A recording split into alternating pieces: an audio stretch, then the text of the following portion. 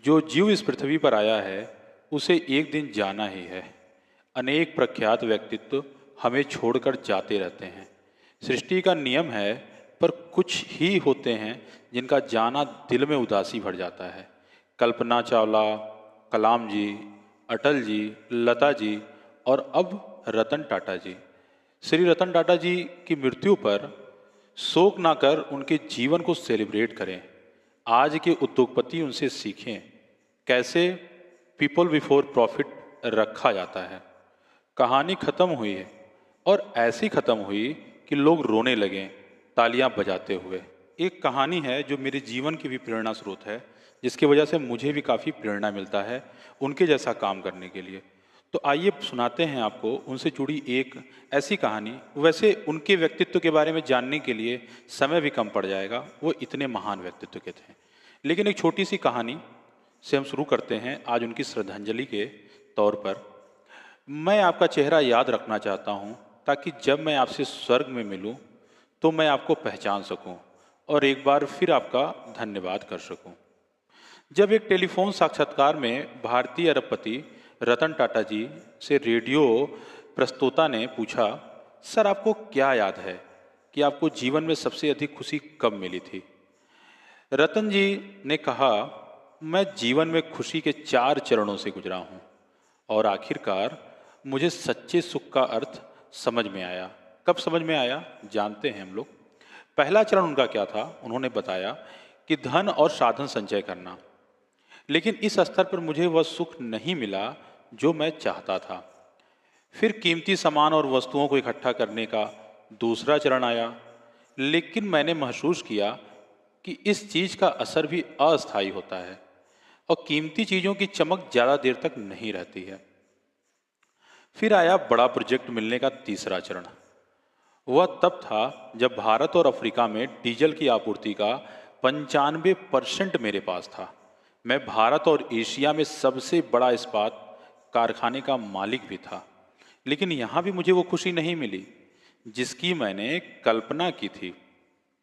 चौथा चरण वह समय था जब मेरे एक मित्र ने मुझे कुछ विकलांग बच्चों के लिए व्हील चेयर खरीदने के लिए कहा। दिव्यांग बच्चों के लिए लगभग 200 बच्चे थे, सभी दिव्यांग थे।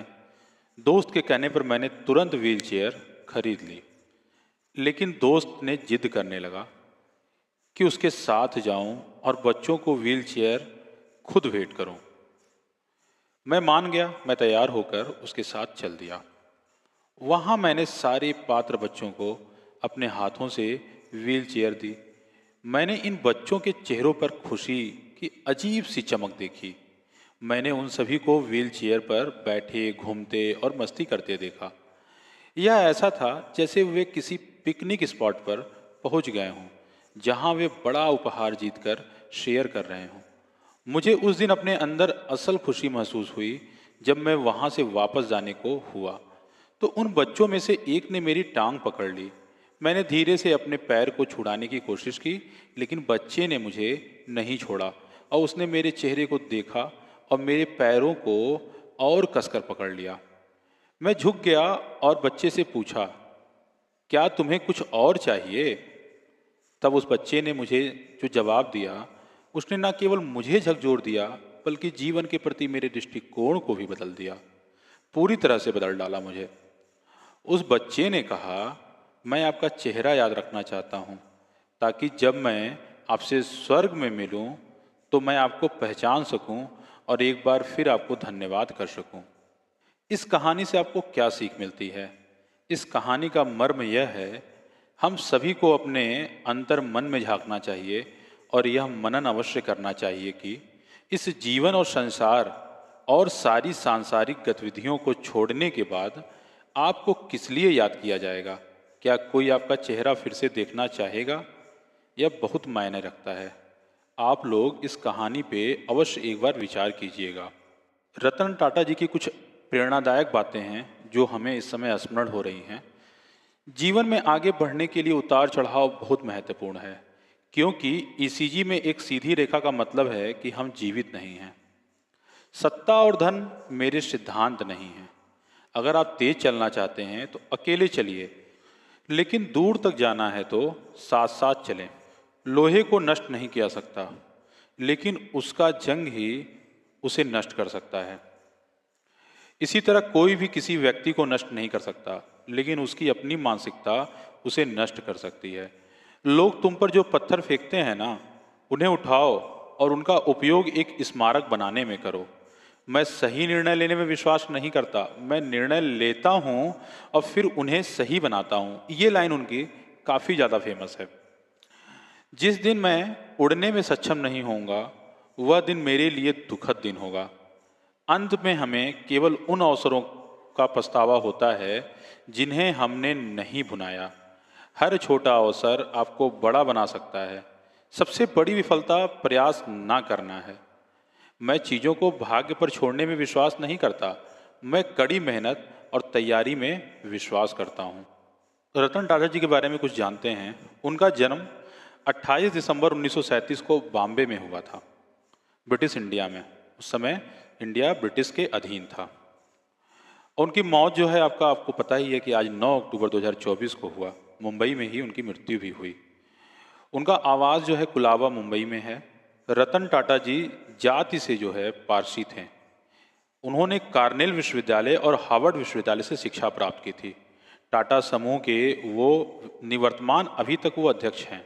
सबसे बड़ी बात, रतन टाटा जी अविवाहित थे। नवल टाटा उनके पिता थे, सोनू टाटा उनकी माँ थी, जे.आर.डी. टाटा उनके चाचा, सिमोन टाटा सौतेली माँ, नोएल टाटा सौतेले भाई। और पता है आपको, उन्हें पद्म विभूषण 2008 में मिला था। आर्डर ऑफ ब्रिटिश एम्पायर 2009 में उन्हें दिया गया था। रतन टाटा को विभिन्न क्षेत्रों में उनके योगदान के लिए कई पुरस्कारों से सम्मानित किया गया। पद्म भूषण उन्हें 2000 में मिला। भारत सरकार द्वारा उद्योग एवं व्यापार क्षेत्र में यह सम्मान उन्हें दिया गया था। पद्म विभूषण उन्हें 2008 में, यह भारत का दूसरा सर्वोच्च नागरिक सम्मान है जो उन्हें उनके व्यापारिक योगदान के लिए दिया गया था। सोचिए कितने महान व्यक्तित्व थे।